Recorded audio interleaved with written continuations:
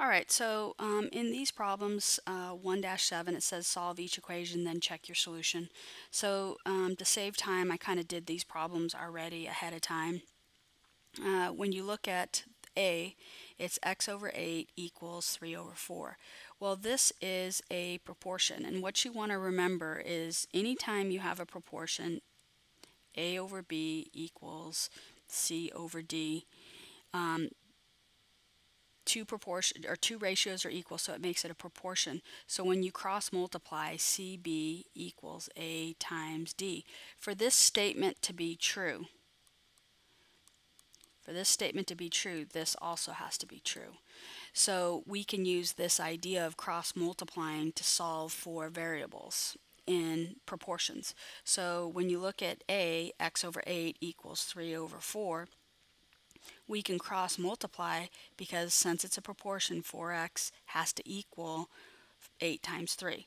Now, it doesn't matter which one you put first. I always like to put the variable first if I can.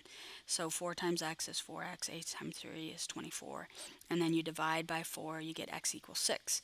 We always want to check our work to make sure we get the correct answer. You don't always have to show all your work, but you want to make sure that, hey, it is true. And there's no reason to miss any problems because you can almost always check your work. So there's A.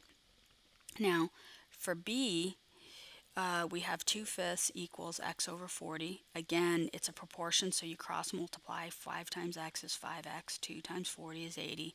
Divide by 5, and you get x is 16. Then check your work, put your solution into the original problem, and then see if it checks. So 2/5 equals 16 over 40, and this reduces to 4/10.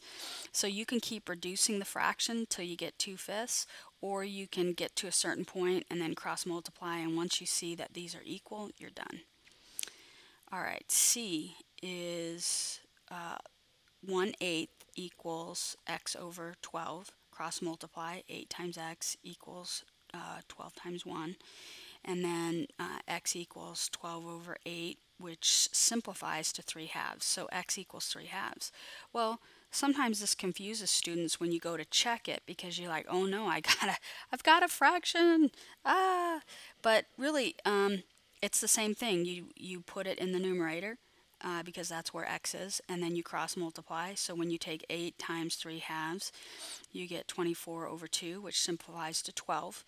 Now, in this case, it simplifies to a whole number, but that won't always be the case. And so we get 12 equals 12, and it checks, so that's the correct answer. All right, now the last problem, D, is x over 10 equals 12 over 15. So you cross multiply, 10 times 12 is 120, 15 times x is 15x, divide by 15, you get x is 8, and then check your work, and then when we go through the check, we get that it's equal.